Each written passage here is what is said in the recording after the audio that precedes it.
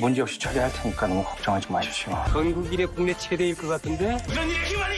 진짜 괴물은 얼굴을 드러내지 않아요. 대신 우리의 뒤에 조용히 서 있죠.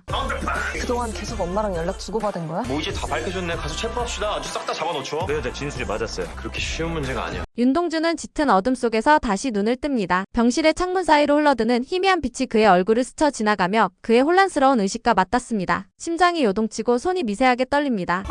야, 생각났다. 어떡할까? 특수팀 팀장 딸, 나 친구가 있는데. 그의 시야는 흐릿하고 귀에서는 웅웅거리는 소리만 울릴 뿐이었죠. 그러나 그럼에도 그는 느낍니다. 아직 끝나지 않았다는 것을. 의사는 그의 곁으로 다가와 조심스럽게 진단을 전합니다. 경미한 뇌진탕과 일시적인 손떨림. 하지만 파킨슨 증상의 가능성도 배제할 수 없습니다. 신경학적 검사가 추가로 필요합니다. 지안나는 의사의 말을 듣고 얼굴이 굳어집니다. 잠시 말을 잃고 고개를 숙이다가 다시 동주를 바라보며 이내 침대 곁으로 다가섭니다. 그녀의 눈에는 두려움과 걱정이 엉켜 있었지만 동주는 그런 그녀에게 부드러운 미소를 지어 보입니다. 난 아직 못 끝냈어요. 누군가는 끝을 봐야 하니까. 그는 조심스레 자신의 손을 들어 올려 그녀의 손을 잡습니다. 그 손은 차갑고 떨리고 있었지만 그 속엔 이전보다도 더 단단한 의지가 담겨 있었습니다. 지안나는 그의 손을 꼭 쥐며 말합니다. 하지만 당신 몸이 더 중요해요. 진실을 밝히는 것도 중요하지만 당신이 살아있어야 해요.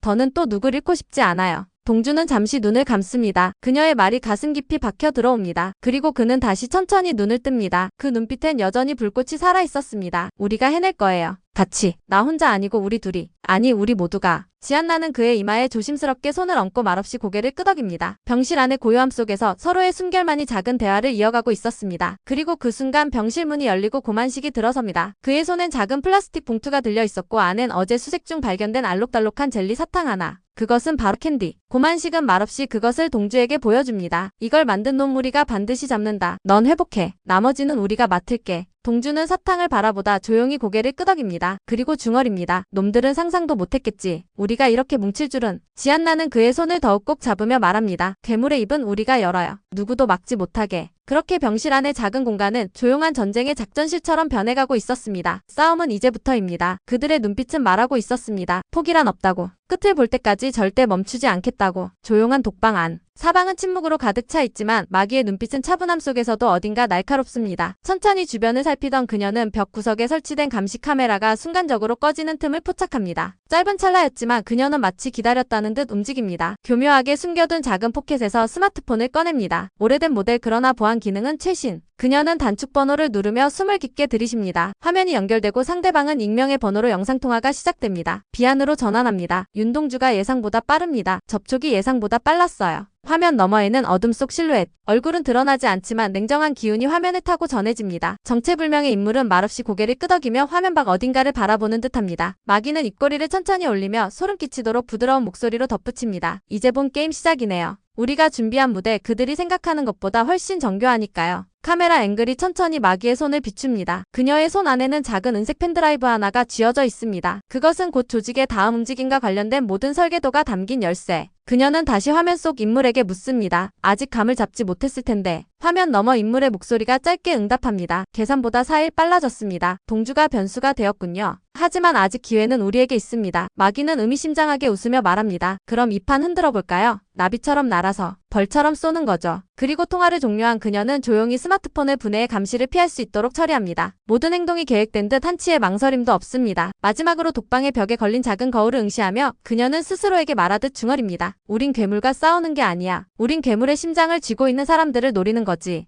윤동주 당신이 정말 준비됐는지 지켜볼게요. 고만식은 자신의 책상 서랍 깊숙이 감춰두었던 오래된 사건 파일을 꺼내어 테이블 위에 펼칩니다. 사진 속에는 15년 전 수사 중 사망한 경찰 지안나의 아버지 오봉찬의 모습이 흐릿하게 남아있습니다. 그의 손목에는 금장시계가 선명하게 찍혀 있었고 이 시계는 현재 민주영과 마기 그리고 미제 사건들과도 연결되어 있었습니다. 이 사건 내가 예전에 건드렸다가 그대로 묻혔어요. 그땐 내가 너무 어렸고 조직의 깊이를 알지 못했죠. 그의 목소리는 분노와 후회가 뒤섞여 있었습니다. 그리고 고개를 들며 말합니다. 하지만 지금은 알아요. 이 조직은 단순한 범죄 집단이 아니에요. 15년 전부터 우리 내부에 파고 들어와 있었어요. 우리 안에 괴물이 있었던 거죠. 우리가 괴물을 키운 거예요. 지안나와 종현은 침묵한 채 그 파일을 바라봅니다. 종현은 즉시 경찰청 내부망을 조사하기 시작했고 그의 추적은 곧 내부 특정 단말기에서만 반복적으로 외부 IP와 접속 로그가 남는 것을 확인하게 됩니다. 여기 있어요. 이 단말기에서만 반복적으로 정보가 유출되고 있어요. 공무용 단말기인데 일반 직원은 접근할 수 없죠. 내부에 그것도 고위급 중 누군가가 공모자입니다. 지안나는 화면을 들여다보며 중얼입니다. 설마 이게 아직도 진행 중이었던 거야. 우리가 겨우 민주형 하나만 본 거라면 나머지는 얼마나 더 클지 모르는 거잖아. 종현은 고개를 끄덕입니다. 우리가 잡아야 할 괴물은 아직 전부 드러나지 않았어요. 이건 시작일 뿐이에요. 진짜 프로젝트 리제너서스는 이제 막 윤곽을 드러낸 거죠. 고만식은 무거운 한숨을 내쉬며 말합니다. 그 괴물의 심장에 우리가 발을 들였다는 거지. 이제 물러설 수는 없어. 이 파일 이제 너희가 이어받아. 이번엔 절대 묻히게 놔두지 마. 종현은 파일을 받아들며 고개를 끄덕입니다. 그리고 말합니다. 끝까지 가겠습니다. 반드시. 지안나는 아버지의 시계에서 꺼낸 USB를 컴퓨터에 연결하며 조심스레 숨을 들이쉽니다. 오래된 파일 목록이 화면에 뜨고 그녀는 하나하나 클릭하며 내부에 숨겨진 단서들을 추적합니다. 폴더 이름은 익명으로 처리돼 있었지만 각 폴더를 열수록 청일해온 $5, 민주형 같은 이름들이 나타납니다. 그중 하나의 영상 파일을 재생하자 화면엔 아버지의 생전 모습이 나타납니다. 화면은 흐릿하고 잡음이 심하지만 그의 목소리는 또렷합니다. 민주형은 끝이 아니야. 진짜는 너희 뒤에 있다. 그 말과 함께 영상은 순간적으로 깜빡이며 화면 너머 어두운 회의실에서 누군가가 등장합니다. CCTV 각도처럼 설치된 고정된 시점. 그리고 그 인물이 고개를 들자 컴퓨터 화면 하단에 이름이 뜹니다. 지안나는 입술을 앙다물고 영상을 멈춥니다. 그녀는 즉시 백업을 시작하며 아버지가 남긴 마지막 메시지를 복귀합니다. 수첩을 꺼내 그 안에 써둔 메모와 영상의 타임코드를 맞춰보던 중 그녀는 영상의 프레임 사이에서 또 다른 수상한 존재를 발견합니다. 그것은 마귀와 민주형이 함께 있는 사진. 명확하진 않지만 둘이 같은 장소에 있었음을 암시하는 장면입니다. 그녀는 곧장 동주와 종현에게 USB 내용을 공유하고 고만식 팀장에게 전달할 준비를 합니다. 아버지가 죽기 전까지 추적했던 사건들 그 리스트 하나하나가 경찰 내부 고위 인사들과 연결되어 있었고 그것이 바로 프로젝트 리제너서스의 서막임을 암시합니다.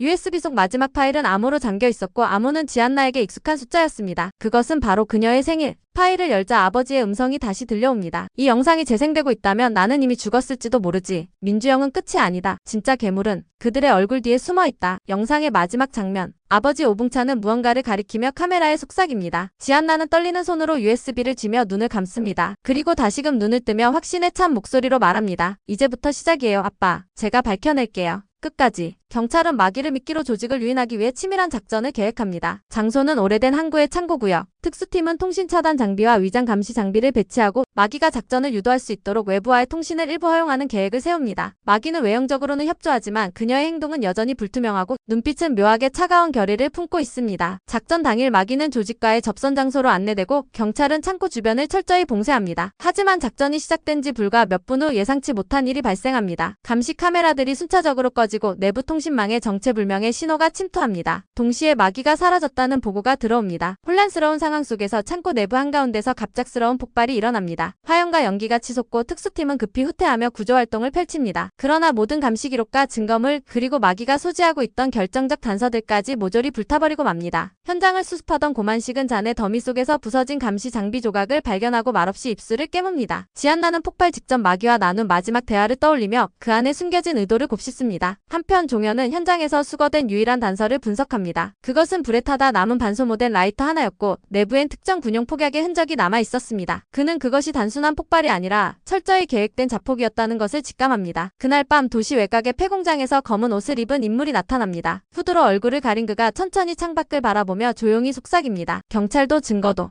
다 소용없어요. 믿는 게 있어야 무너뜨리죠. 그 목소리는 바로 실종된 마귀였습니다. 그녀는 그림자 속에서 완전히 다른 인물처럼 변해 있었고 그녀의 뒤편에는 또 다른 인물이 서 있었습니다. 그 인물의 손에는 하나의 문서 파일. 그녀는 고개를 들어 그림자 속 인물에게 묻습니다. 이제 다음 수는 뭐죠? 그림자는 대답 대신 고개를 끄덕입니다. 전쟁은 다시 시작되고 있었습니다. 동주와 지안나 사이엔 감정이 점점 짙어지고 있었습니다. 병실에서의 시간이 길어질수록 서로의 존재가 얼마나 소중한지를 깨달아가며 두 사람 사이에는 말보다 더 깊은 교감이 흘렀죠. 하지만 그 사이 조용히 틈을 노리는 존재가 있었습니다. 바로 마귀. 그녀는 어떤 망설임도 없이 동주에게 한 걸음 더 가까이 다가옵니다. 윤순경, 그런 사람 흔치 않아요. 지킬 줄 아는 남자. 전 그런 사람 좋아해요. 그녀의 말투는 부드러웠지만 눈빛은 묘하게 계산적이었습니다. 동주는 순간 당황한 기색을 보이며 어정쩡하게 웃었지만 곧 곁에서 느껴지는 시선을 의식합니다. 지안나였습니다. 그 시선에는 경계심과 불안 그리고 묘한 질투까지 뒤섞여 있었죠. 지안나는 조용히 다가와 마귀와 눈을 마주칩니다. 그리고는 강단 있는 눈빛으로 또렷하게 말합니다. 내 사람은 내가 지켜요.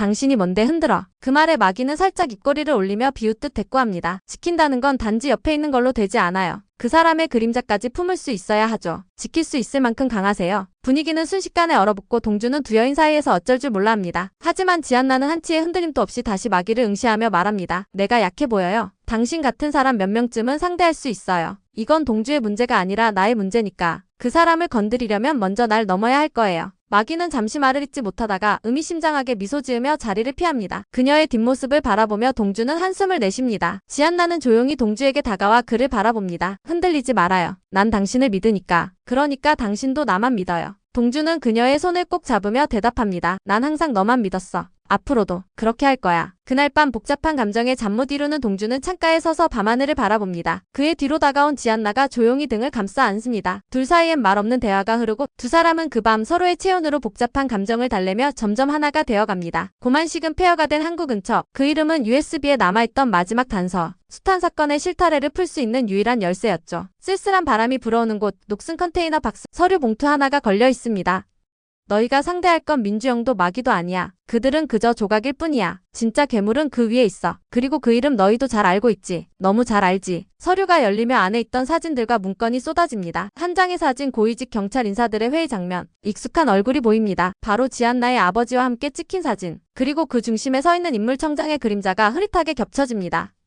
카메라는 천천히 확대되며 서류 위 붉은 글씨가 또렷하게 드러납니다. 넌 이제 선택해야 해. 이 판을 덮을 거냐, 끝장을 볼 거냐. 진실을 쥔 자들은 항상 침묵을 강요하지. 하지만 누군가는 이 목소리를 되살려야 해. 고만식은 서류를 꼭 쥐며 묵묵히 고개를 끄덕입니다. 끝까지 갑니다. 우린 다시는 그들의 입을 다물게 두지 않겠습니다. 두 사람 사이 무겁지만 단단한 공기가 감돌며 마치 전운이 감도는 전장의 서막을 알리듯 서류 한 장이 바람에 흩날리며 어둠 속으로 사라집니다. 괴물의 이름이 밝혀질 때 세상은 더 이상 그대로일 수 없어요. 그들이 목숨 걸고 지키는 건 단 하나. 진실의 입막음이죠. 괴물의 입을 열어라. 오늘도 끝까지 함께 해주셔서 정말 감사드려요. 구독과 좋아요 그리고 알림 설정까지 해두시면 다음 회차 리뷰도 빠르게 받아보실 수 있어요. 그럼 저희는 다음 영상에서 다시 만나요.